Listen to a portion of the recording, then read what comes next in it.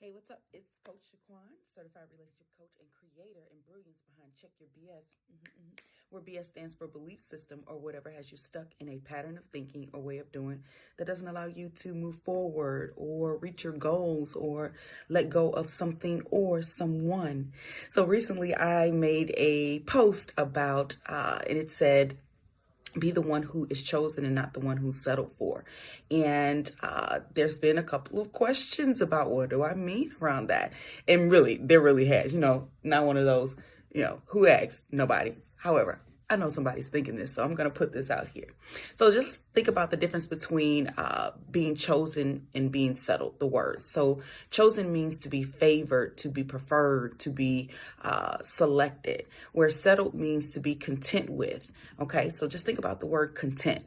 And so what happens when you make a choice? You feel powerful. You feel confident in that you are choosing something that is best for you or of high quality or worthy, right? People who settle usually think they don't have a choice or there aren't any options. And so that really can lead to feelings of obligation, regret, resentment, disappointment. And so you see where I'm going here? What happens is we get into relationships and sometimes it's not by choice, right? We're not there because of the choice.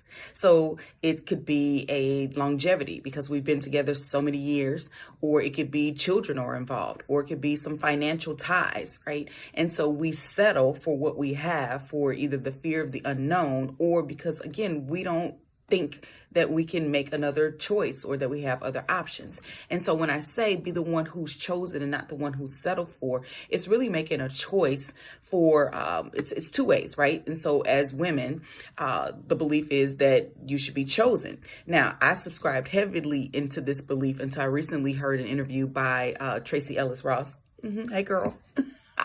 And she said she doesn't subscribe to that. And it really does bring this thing of being chosen. So if we think about it, go back to when you were in elementary school and it was time to choose teams for kickball, right? And so that feeling that you have, if you weren't one of the popular kids or the most athletic kids, and, you may have not been chosen. And so we really look into other people to validate us. And yeah, that then turns into adults who are looking for outside validation. So sometimes as women, we put ourselves and we base our worth and our value in someone else's ability to validate or choose us. And so I want to flip the mindset on it and get clear. If there is someone, let's just say a man, I'll use my husband, for example. He's very clear, like, I chose you. It works. Our relationship works because I chose you, right? So I pursued you. I knew what I wanted. I selected what I preferred.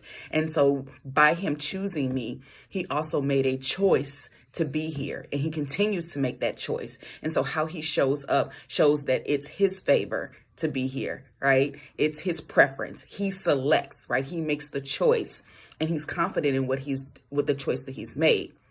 So just think about times when you settle and when you feel content, right? And you feel like a lack of options, a lack of choice, and you would do something different, except you don't think that you can, or you feel stuck. And so when I say that, be the one who's chosen and not the one who's settled for, is really paying attention to your partner, right? And making sure that they have that sense of this is a choice. They want to be there, right? It's not where they say they are, it's where they physically are, and making sure that they're present and they're involved and they're wanting to grow with you, right? In terms of being settled, like, this is what we always do. I'm just going to be content with this. I'm going to stick to where I am, because those are two different things. And it can be very difficult to have someone when you're in a relationship and you don't feel chosen, you don't feel valid, you don't feel like you are preferred. And so be the one who is chosen and not the one who's settled for. And if you feel like you are settling, if there is more or greater. And if it's the fear of the unknown that's stopping you, then just think about what it's worth for you to be here, right? Are you choosing to be here? And while you're here, you're settling?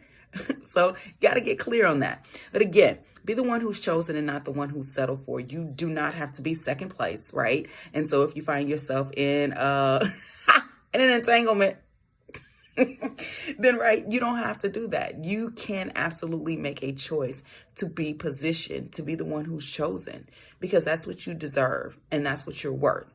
And that choice will be up to you. So will you be chosen, and will you choose to be where you are? or do you prefer to be settled? It's your choice. All right.